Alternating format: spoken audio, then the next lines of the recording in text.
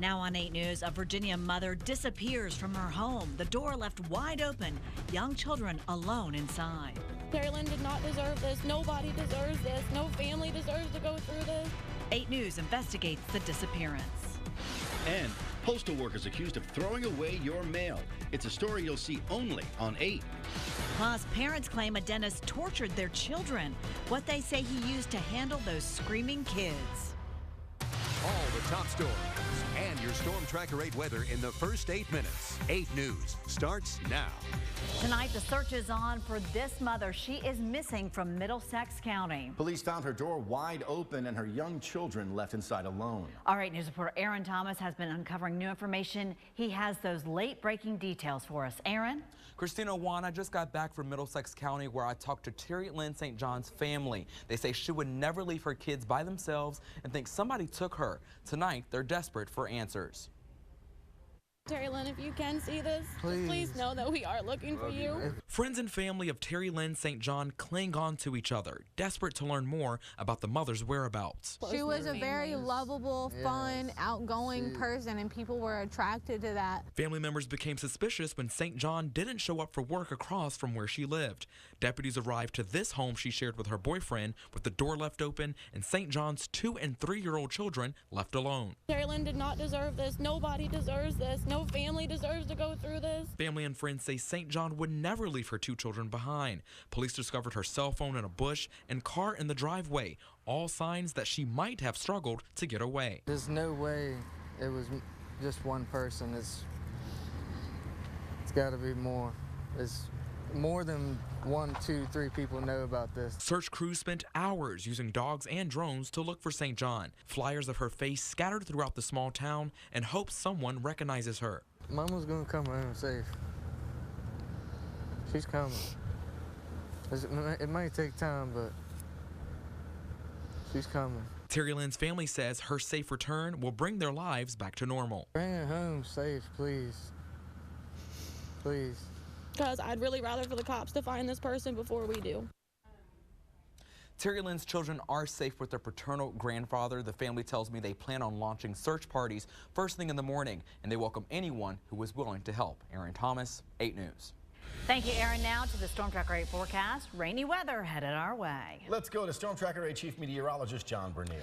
Damp start to March headed on your way for tomorrow. Already starting to get a little bit of rainfall in the southwestern part of the state. Starting to see some returns popping up aloft over us here, but take a look at the live radar. Most of the rain is actually down in southwestern Virginia around Roanoke. What you're seeing close to us, that's suspended aloft higher up in the atmosphere. Could be a few sprinkles reaching the ground in northern Buckingham and portions of Cumberland County, but it'll take a while before it gets here. Outside right now, temperatures are still in the lower 50s for us thanks to the cloud cover across the area, 53 to 54 degrees north of the river. South of the river, pretty much the same, between 53 and 55. We drop down to around 50 tonight. Here comes the rain beginning to move in as we head into the overnight hours. It really starts to pop up as we head towards 3 and 4 a.m. So look for a rainy start to the day tomorrow. Temperatures staying in the 50s through much of the day, briefly topping out around 60. And then after that, wind is coming our way, and that's going to be an even bigger problem to talk about. And remember, you can stay up on what's going on with the weather 24/7. We're not on the air with the Storm Tracker 8 app. It is free for any of your mobile devices. News where you live in Chesterfield now. Fire destroyed a home this morning, just days after another fire in the very same area, and this was quite a blaze. Police responded to a call about someone breaking into vehicles near this home, and that's when they saw the fire. A neighbor reports a suspicious man walking around. I'm definitely going to be locking my car up at night and making sure that all of our fire detectors are working and in good standing, and that this is definitely an eye-opener that bad things can happen in relatively good neighborhoods. The fire comes just a few days after arson at the Wilton Square Shopping Center, which is right down the road. We have the latest now from the Florida shooting. Today was the first day back to school for students at Stoneman Douglas High. 2 weeks ago, a former student opened fire there on campus, killing 17 people. Their day began with fourth period, going to the same classes they were in 2 weeks ago when that gunman opened fire. Grief counselors with therapy dogs were there on campus, helping students cope. My school will never be the same, though. It will never be the same. Today was a weird, strange, emotional day. When I got into the classroom, it was kind of like everyone stared at each other and got a little silent, and then we all kind of like reunited. Many of these students are now pressuring lawmakers for change. And now President Donald Trump is calling for bold action, putting himself at odds with some Republican leaders. He has mentioned the possibility of background checks on all gun purchases, raising the age to buy an assault weapon, even opposing the vice president on how to take guns away from people who are a threat. Or might take the firearms first and then go to court. Companies also feeling the pressure. Dozens have cut ties with the NRA, and some companies are even now changing their policies. You're absolutely correct, Christina. Dick's Sporting Goods has announced it'll no longer sell assault-style rifles. The CEO also says Dick's won't sell guns to anyone under 21.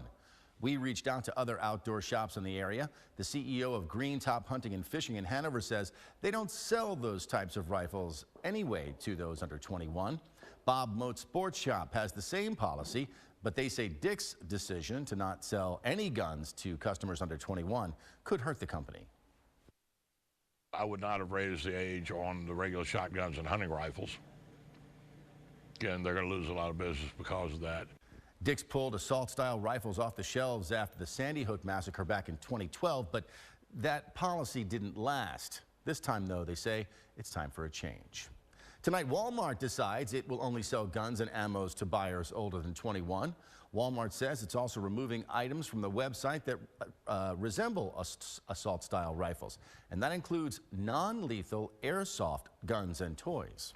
In the 2 weeks since that Florida shooting, schools here in Virginia have been flooded with copycat threats. In Virginia Beach, there have been 22 threats, 11 students arrested, and now students and parents are asking the school board to take action there. One mother says her daughter carries a bulletproof backpack. Her son has a bulletproof binder. Even before the latest incident in Florida, she has chosen for this year not to attend pep rallies or sit in the middle of the cafeteria during lunch because she didn't want to be a sitting duck in case the school was attacked. Students and parents suggest putting metal detectors at every entrance, practicing active shooter drills more often, and taking gun violence prevention classes. Stay with 8 News for the latest on the updates at the Florida school shooting. Also, the debate over gun control. We'll have new developments here on air on WRIC.com and, as always, on our 8 News app. A new school scare tonight, this time a teacher with a gun. Students at this Georgia high school are running away in fear. Authorities say Randall Davidson had a breakdown and locked himself in a classroom with the weapon. He shot a round through a window. The school's armed security officer off campus at the time. Police say that he's been charged with aggravated assault and carrying a weapon on school grounds. We have a developing story now from the White House. The president's longest-serving aide will resign as the communications director. Hope Hicks is set to resign from her post in the coming weeks. She first met Ivanka Trump while working at a PR firm in 2012, then rose through the ranks. Now, Hope Hicks is a tremendously talented person. She started off with us right from day one. Her resignation comes one day after Hicks was grilled for hours on the Russia investigation. The White House says Hicks leaving is pure coincidence and that she has been thinking about leaving for some time. A lethal drug is showing up in your dog's food. Brands have been pulled off the shelves. Tonight, pet owners are demanding answers. And a dentist accused of abusing children and taking money for fake procedures, what parents say he did to their kids. John? Okay, a little rain tomorrow, and then the story becomes the wind. High wind watch in effect much of western Virginia and along the coastline. For Friday and Saturday, those are some places that could see wind gusts to between 50 and 60 miles an hour. We'll talk about it coming up. You're watching 8 News at 11. It's the news where you live. Thanks for being with us tonight. Christina, John, and I have much more when we come back. 8 News closed captioning is sponsored by the personal injury attorneys at Emrock and Kilduff. One call, that's all. An 8 News consumer alert: more than 100,000 people signed a petition after dog food is pulled from store shelves nationwide. After months of tests, a euthanasia drug called pentobarbital was found in several brands. Now a petition is asking the company, Smucker's, to recall its pet foods and upgrade its production standards to human-grade ingredients. Smucker's has withdrawn several products that includes Gravy Train, Kibbles and Bits, Skippy, and Ol' Roy. Pregnant women are still smoking despite health risks to the mother and child. The CDC says more than 7% of expectant mothers still do it. It's most common in West Virginia, where 25% of pregnant women smoke. Experts say smoking puts a baby at risk for birth defects and can cause a baby to be born prematurely. Tonight, 2 Midlothian mail carriers face federal charges for allegedly throwing away mail instead of delivering it. The employees worked here at the Genito station, according to a postal spokesperson. That spokesperson also confirms another postal worker reported the problem. The cases for Robert Chamberlain and Donna Smith will be heard in federal court. They allegedly tossed that mail back in early January. New at 11, charges are dropped against a dentist accused of Medicare fraud and abusing children. Dozens of families have protested Howard Schneider, who closed his Florida practice back in 2015. Pictures inside his office show papoose boards stacked in closets, also straps. Parents say they were used to hold down screaming children during torturous treatments. More than likely, it's the story of an 81-year-old man who is going to spend the rest of his life in nursing home type care and never face the criminal justice system. Schneider was facing 19 years in prison for 11 counts of Medicaid fraud. The state has dropped those charges because of his deteriorating mental condition. In your Storm Tracker 8 forecast tonight, take a look at severe flooding here in Kentucky. Water completely overran this restaurant in Louisville. The restaurant's owner had to take a boat to get anywhere close to the place. Water is dangerously high in several areas of the state, up to 8 to 9 feet. And now to your local Storm Tracker forecast. We have some wet and windy weather headed our way. John? Yeah, no problems like that being created by flooding along the Ohio River here, but wet weather tomorrow, then a lot of wind. That could be the big problem. Friday and Saturday, Storm Tracker 8 weather aware days as of right now. Here's what's going on. There's the moisture streaming in our direction, coming up out of Texas, across Arkansas, Kentucky, Tennessee. Then it kind of turns the corner and heads back south a little bit, so you can actually see how the rain is kind of expanding more through the Carolinas and through Tennessee and the very northern edges of it, just starting to move in over Virginia as we speak. Take a look at the live radar out of Blacksburg, and you can see rain approaching now west of the mountains, starting to approach Interstate 77. It'll take a few hours to get here, and of course it's more widespread further to the south as you start heading down 77 towards Greensboro. Be a little later before it arrives in the Metro Richmond area. Right now outside, we're 54 degrees. Ashland, Tappahannock, Fredericksburg, all checking in at Double Nickel, 55 degrees, 49 in Lynchburg, 52 degrees over in Farmville. We'll go fall a couple degrees more, down to around 49 or 50 degrees to start your day off. So a pretty mild start to your Thursday is headed your way. But rain will be here by early tomorrow morning. It's going to be a rainy day. It's not going to rain constantly across the area, but wet weather through the morning hours. We do make it back to 55 degrees towards 10 a.m. and in the afternoon we'll inch back up to 60. Rain will be tapering off in the afternoon as a steadier rain moves by, but still a couple of showers possible through early tomorrow evening. So let me show you what happens. Tomorrow morning, clouds over us, rain. You notice a steadier rain down to the south. This rain continues off and on through the day. A little band coming through. Here's a warm front lifts to the north, and then after 1 p.m. things shut down a little bit. But here's the front to the west coming in tomorrow night. So an early shower, then the skies clear out. You'd think we'd be done, but storm is going to be reforming off the coastline in New Jersey by Friday. And when that happens, the stage is going to get set for windy weather for us. Here's a look. We get about a third of an inch of rainfall for you here from the storm, and then the winds kick into gear. These are the sustained winds, not the gusts that can be 1.5 to 2 times higher. But it's the sustained winds throughout the day on Friday, 20 to 25 miles an hour, 30 miles an hour or more as you go basically towards the coastline. It continues all afternoon, and it will continue also Friday night to Saturday. That's why both of those days are Storm Tracker 8 weather aware days for you. Only 54 degrees Saturday, 55. Things calm down on Sunday. Nice start to next week with a few showers headed your way next Tuesday. Get the latest on the potential for this windy weather coming your way Friday and Saturday by joining the gang on Good Morning Richmond bright and early at 4:30 a.m. Thank you, John. Tonight, the symbols of love for hundreds of couples gone. The city of Norfolk removed all of the love locks on the bridge. Often somebody would place a lock on the bridge, then throw the key into the water below. The city is involved in a lawsuit filed by residents who say the locks are a nuisance, but not everybody agrees.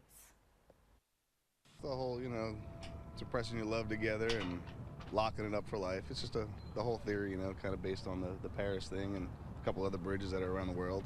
I don't really see anything wrong with it. The city says it will consider whether to allow them in the future and if it needs to draft love lock laws. We'll keep you posted. Natalie? Thanks, Christina.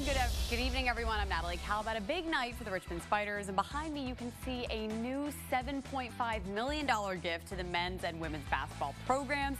And of course, the men capped off their last home game of the regular season. More is coming up when 8 Sports returns. 8 Sports is sponsored by the Haley Automotive Group.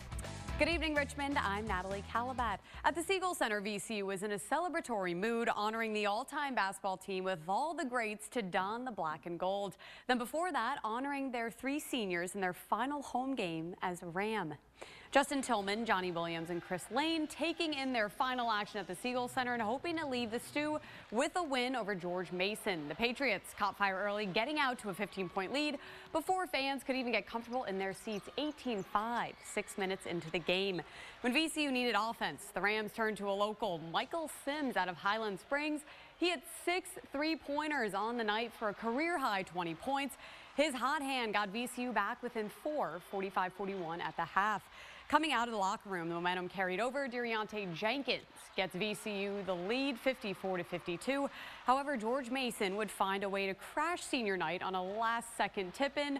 Patriots crush VCU's hard 81-80. Rams are 8-9 in A-10 play, but in February they're 2-6. No, I can't sugarcoat it.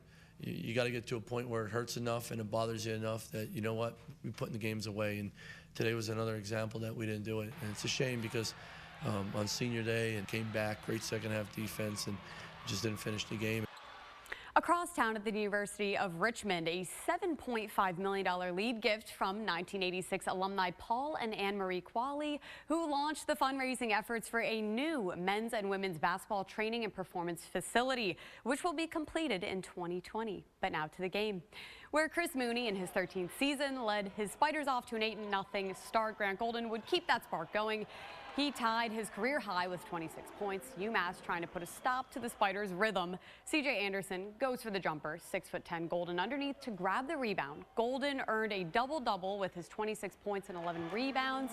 Jacob Gilliard added 19 points, and Richmond native and Henrico product Monte Buckingham also added 13 points this evening. An all-around impressive performance for Richmond, who capped off a 90-65 final for their Spider send-off. We haven't had many of these this year, so it feels good, and hopefully this is something that makes us feel good, gives us a little bit of a boost. You know, anything's possible, and so hopefully we can go in with the right state of mind, and you know, playing well and being prepared to play against Mason Saturday is very important to that.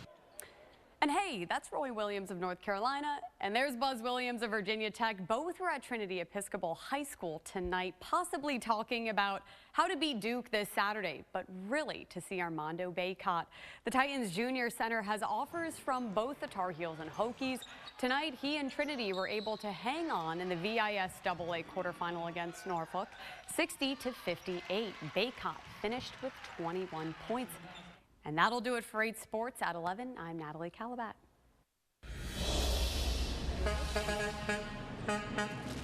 The sound of the garbage truck has this 3-year-old dancing, his special friendship that blossoms on Trash Day. That's next. John? All right, winds are going to be picking up all the way into Saturday, so even Saturday is going to be a windy to breezy day. The winds will diminish later in the day. Better half of the weekend is going to be on Sunday. Final look at the forecast is coming up next. I am hosting the Oscars again this year. Yeah, you are. I cannot wait to see which movie accidentally wins Best Picture. I really can't. And we can't wait to see all your Oscar noms right here. Tonight, Best Actress nominees Saoirse Ronan, plus Kyle Chandler. Jimmy Kimmel Live, tonight on ABC.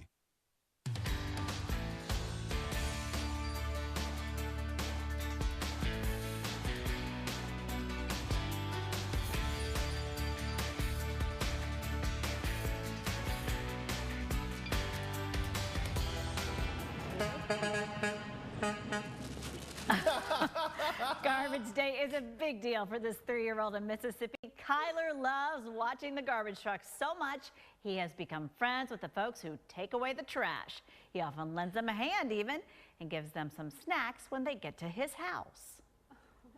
It started one day, we were coming down through, and his grandmama had an Alabama sweatshirt on, and I just told her, roll tide. Well, there you go. Kyler calls his best friend with the garbage company Bug. I guess that's Bug. He even gave Kyler a present on his birthday. How sweet. John? Hey, maybe a future term, as they say. You know, there's a lot of cash and trash, my friends, out there. For us here, well, the next couple of days, we're starting March off a little bit of rainfall. It's not March 1st it's going to be the problem. It's the 2nd and the 3rd, Friday and Saturday. Storm Tracker 8 weather-aware days. The winds look like they're going to howl both days. Already a high wind watch in effect for a good portion of Virginia for Friday into Saturday. Don't be surprised if we see a wind advisory here. Temperatures will be in the middle 50s. Then things calm down on Sunday. Early part of next week looks pretty good with maybe a couple of showers on Tuesday. Yeah, those winds are strong enough to move the car on the bridge. You got to be careful driving. You mentioned that, and we may have some problems with tree branches coming down, so you got to be aware of that. All right, thanks, John, and thanks for joining us tonight for 8 News at 11. We're back tomorrow. Follow us overnight online at WRIC.com and on the 8 News app.